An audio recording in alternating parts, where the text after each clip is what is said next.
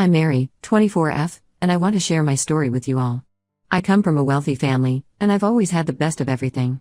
When I joined a new university for my higher studies, I was excited about the opportunities that lay ahead. I had always been a bright student, and I was determined to excel in my new environment. During my first week at the university, I met Luke, 25M. He wasn't from a rich background like me, but he was incredibly intelligent and dedicated to his studies. We didn't interact much at first, just exchanging polite hellos in the hallways. Everything changed when our professor assigned us to work together on a college project. At first, I was a bit apprehensive about working with someone I barely knew, but as we started spending time together, I realized how wrong I had been. Luke was not only smart but also kind and funny. We spent hours in the library, poring over books and debating ideas for our project. I found myself looking forward to our study sessions, not just for the work but for the company. As the weeks went by, our relationship evolved. We started grabbing coffee after our study sessions, and soon we were having lunch together almost every day. I found myself opening up to Luke about things I had never shared with anyone else. He listened without judgment and always had a way of making me feel better. One day, as we were walking back to our dorms after a late-night study session, Luke stopped suddenly. He turned to me, his eyes shining in the moonlight, and said, "Mary, I think I'm falling in love with you." My heart skipped a beat. I had been feeling the same way but was too scared to admit it. Without thinking, I leaned in and kissed him. It felt like everything in my life had been leading up to this moment. From that day on, Luke and I were inseparable. We studied together, ate together, and spent every free moment in each other's company. For the first time in my life, I felt truly happy and content. However, our happiness was short-lived. When I told my parents about Luke, they were less than thrilled. They couldn't understand why I would want to be with someone who didn't come from money. My father, in particular, was furious. He threatened to cut me off financially if I continued seeing Luke. I was devastated. I loved Luke, but I also didn't want to disappoint my family. For days, I was torn between my heart and my family's expectations. Luke was patient and understanding throughout this ordeal, never pressuring me to choose him over my family. After weeks of arguments and tears, I finally stood up to my parents. I told them that Luke made me happy in a way that money never could. I explained how intelligent and hardworking he was, and how he had dreams of making something of himself. My mother was the first to come around. She saw how happy Luke made me and eventually convinced my father to give him a chance. It wasn't easy, but gradually, my parents started to warm up to Luke. As we neared graduation, Luke proposed to me. It wasn't a grand gesture with an expensive ring, just a simple, heartfelt declaration of love under our favorite tree on campus. I said yes without hesitation. We got married in a small ceremony shortly after graduation. My parents insisted on paying for the wedding, which I think was their way of showing acceptance. Luke was uncomfortable with the extravagance at first, but he understood it was important to my family. After the wedding, Luke got a decent job at a local company. It wasn't a high-paying position, but it was a start. We moved into a modest house, nothing like the mansion I grew up in, but it was ours, and that made it special. The first few months of our marriage were blissful. We were young, in love, and excited about building our life together. Luke worked hard at his job, often putting in extra hours to impress his bosses. I was proud of him and supported him in every way I could. We had our challenges, of course. Learning to live together and manage our finances was a new experience for both of us. I had to learn to budget and live within our means, which was a significant adjustment for me. But we faced these challenges together, and it only made our bond stronger. Looking back, I realize how much I've grown since meeting Luke. He taught me the value of hard work and the importance of being true to oneself. I may have given up a life of luxury, but I gained something far more valuable, true love and happiness. As I write this, I can't help but smile. Luke is in the other room, probably working on one of his projects. We may not have much in terms of material possessions, but we have each other, and that's all that matters. I never thought I'd say this, but I'm grateful for that college project that brought us together. It changed my life in the most beautiful way possible. Update when it's been 6 months since my last post, and I wish I could say things have only gotten better. But the truth is, life has taken an unexpected turn, and I find myself at a crossroads I never thought I'd face. At first, married life with Luke was everything I had hoped for. We were happy in our little house, building our life together. But as the months went by, I started to feel a gnawing dissatisfaction. The reality of living on a tight budget began to wear on me. I missed the freedom of being able to buy whatever I wanted, whenever I wanted. Luke noticed my restlessness and tried to understand. We had countless conversations about our finances and our future. He was working hard at his job, putting in extra hours, trying to climb the corporate ladder. But progress was slow, and I found myself growing impatient. The breaking point came when my old college friends invited me to a luxury spa weekend. I couldn't afford to go, and it hit me hard. I realized how much I missed my old lifestyle. That night, Luke and I had our first big fight. I accused him of not trying hard enough to provide for us, and he accused me of being materialistic and ungrateful. We both said things we didn't mean, and the next morning, the tension between us was palpable. That's when I made a decision that would change everything. I told Luke I wanted to look for a job. I argued that with 2 incomes, we'd have more financial freedom. Luke was supportive, albeit a bit hesitant. He worried that I was doing this for the wrong reasons, but he didn't stand in my way. I applied to several companies and landed an interview at a prestigious firm. That's where I met Alexander, 32M, the CEO. He was everything Luke wasn't: confident, assertive, and incredibly wealthy. During the interview, Alexander seemed more interested in me than my qualifications. He offered me a job on the spot, with a salary that made my eyes widen. I took the job, telling myself it was for our future. But deep down, I knew there was more to it. I was drawn to Alexander and the world he represented, a world of luxury and power that I had left behind when I married Luke. Over the next few weeks, I threw myself into work. I was staying late at the office, attending business dinners, and slowly getting sucked into Alexander's orbit. Luke noticed the change in me. He tried to be supportive, but I could see the hurt in his eyes when I came home late again or when I talked excitedly about my day at the office. One night, after a particularly successful business deal, Alexander invited me to celebrate at an upscale restaurant. The champagne flowed, and as the night wore on, Alexander made his move. He told me how beautiful and intelligent I was, how I deserved so much more than what I had. And then he kissed me. I'd like to say I pushed him away immediately, but I didn't. For a moment, I let myself get lost in the kiss, in the promise of the life Alexander was offering. It was Luke's face flashing in my mind that finally made me pull away. I left the restaurant in a daze, torn between guilt and excitement. The next few days were a blur of confusion and inner turmoil. I avoided both Luke and Alexander, making excuses about being busy with work. But I knew I couldn't avoid the decision forever. It all came to a head when Luke surprised me at the office one day, bringing lunch. He walked in just as Alexander was leaving my office, his hand lingering a little too long on my shoulder. The look on Luke's face told me he had seen everything. That night, we had the conversation I had been dreading. Luke asked me point blank if there was something going on between Alexander and me. I couldn't lie to him. I told him about the kiss, about my conflicted feelings, about how I missed my old life. Luke listened quietly, his face a mask of pain. When I finished, he asked me one simple question: do you want a divorce? The word hung in the air between us, heavy and final. I looked at Luke, the man I had once thought was my soulmate, and I saw a stranger. In that moment, I made my choice. Yes, I said, my voice barely above a whisper. I want a divorce.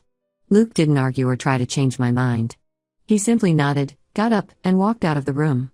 I heard him in the spare bedroom, packing a bag. When he came back, his eyes were red, but his voice was steady. I hope you find what you're looking for, Mary, he said. And then he was gone. The next day, I moved out of our house and into a luxury apartment Alexander had arranged for me. Within weeks, I was wearing designer clothes again, attending high society events, and living the life I thought I had left behind. But as I write this update, sitting in my plush new home, I can't help but wonder, have I made the biggest mistake of my life? Update 2. It's been a year since my last update, and I'm writing this with a heavy heart and trembling hands. I've made a terrible mistake, and I don't know how to fix it. After leaving Luke, I dove headfirst into my new life with Alexander. We got married in a lavish ceremony just 3 months after my divorce was finalized. It was everything I thought I wanted: designer dress, exotic location, celebrities in attendance. My parents were thrilled that I had come to my senses and married someone from our social circle. At first, everything seemed perfect. Alexander showered me with gifts, expensive jewelry, designer clothes, exotic vacations. We lived in a mansion that made my childhood home look modest. I had everything I thought I had been missing when I was with Luke. But as the months went by, the gilded facade began to crack. Alexander, the charming and attentive man I thought I had married, slowly revealed his true colors. Behind closed doors, he was controlling and manipulative. He criticized everything I did, from the way I dressed to how I spoke at social events. Nothing I did was ever good enough for him. I soon realized that Alexander saw me as nothing more than a trophy wife, a beautiful accessory to enhance his image. He used my family's wealth and social connections to further his business interests, all while making me feel worthless and incompetent. Alexander began to isolate me from my friends and family. He always had a reason why we couldn't attend gatherings or why I couldn't meet up with old friends. He monitored my phone calls and messages, claiming he was just looking out for me. Before I knew it, I was completely dependent on him for everything. The emotional abuse took its toll on me. I lost weight, had trouble sleeping, and was constantly anxious. The confident, ambitious woman I once was had disappeared, replaced by a shell of my former self. I tried to convince myself that I was happy, that this was the life I had chosen. But deep down, I was miserable. I missed Luke's kindness, his genuine love, the way he always supported and encouraged me. I realized too late that what we had was real and precious. One night, after a particularly nasty argument where Alexander belittled me in front of his business associates, I found myself alone in our massive bedroom, crying uncontrollably. I picked up my phone, scrolling through old photos, and came across a picture of Luke and me from our college days. We looked so happy, so in love. It hit me then, with crushing clarity, how badly I had messed up. I wanted to reach out to Luke, to apologize, to beg for forgiveness. But I knew I had no right to disrupt his life again. A mutual friend had told me that Luke had moved to another city for a job opportunity. I hoped he had found happiness, even as I realized I had thrown mine away. As I write this update, I feel trapped in a loveless marriage with no escape. Alexander controls all our finances, and I have no resources of my own. The prenup I signed in my love-blind state ensures that I'll walk away with nothing if I leave him. I don't know what to do. I'm scared of Alexander, of what he might do if I try to leave. But I'm also terrified of spending the rest of my life like this, empty and alone in a gilded cage. I made a terrible mistake choosing wealth and status over genuine love and happiness. I hurt the one person who truly loved me for who I was, not for my family's money or social status. And now, I'm paying the price for my foolishness. If there's one thing I've learned from this experience, it's that true love and genuine happiness are priceless. No amount of money or luxury can fill the void left by a loving, supportive partner. I only wish I had realized this before it was too late. Update 3. It's been 2 weeks since my last update, and I can hardly believe how much has changed. I'm writing this from a small, modest apartment across town, my hands still shaking slightly, but for the first time in a long time, I feel hope. The day after I wrote my last update, I woke up with a clarity I hadn't felt in months. I looked at myself in the mirror and barely recognized the woman staring back at me. That's when I knew, I couldn't live like this anymore. I had to leave Alexander, no matter the cost. I spent the next few days carefully planning my escape. I knew Alexander monitored my phone and computer, so I bought a prepaid phone and used the library's computer to research domestic abuse resources. I secretly packed a small bag with essentials and hid it in my car. The opportunity came when Alexander left for a business trip. As soon as his plane took off, I sprang into action. I grabbed my hidden bag, emptied out my personal bank account, which thankfully still had some money from before our marriage, and walked out of that mansion without looking back. I checked into a small hotel under a fake name, my heart racing the entire time. For the first few days, I was constantly looking over my shoulder, afraid that Alexander would find me. But as the days passed and I remained undiscovered, I began to relax. I reached out to a domestic abuse hotline and they've been incredibly supportive. They helped me find this apartment and connected me with a lawyer who's helping me navigate the divorce process. It's going to be a long and difficult road. Alexander is furious and threatening to drag this out in court, but I'm determined to see it through. These past 2 weeks have been a whirlwind of emotions. I've cried more than I thought possible, but I've also felt moments of pure relief and even joy. For the first time in a long time, I'm making my own decisions, living life on my own terms. I've started seeing a counselor to work through the trauma of the past year. It's hard, facing the mistakes I've made and the person I became, but it's also liberating. I'm learning to forgive myself, to understand that I was a victim of manipulation and abuse. As I heal and grow, I'm starting to see the world in a new light. I've realized that true happiness comes from within, not from material possessions or external validation. I'm rediscovering the things that used to bring me joy: reading, painting, long walks in the park. Simple pleasures that I had forgotten in the whirlwind of my toxic marriage. I've also reached out to some old friends, including a few from my days with Luke. To my surprise and relief, they've been incredibly supportive. Their kindness has been a balm to my battered spirit.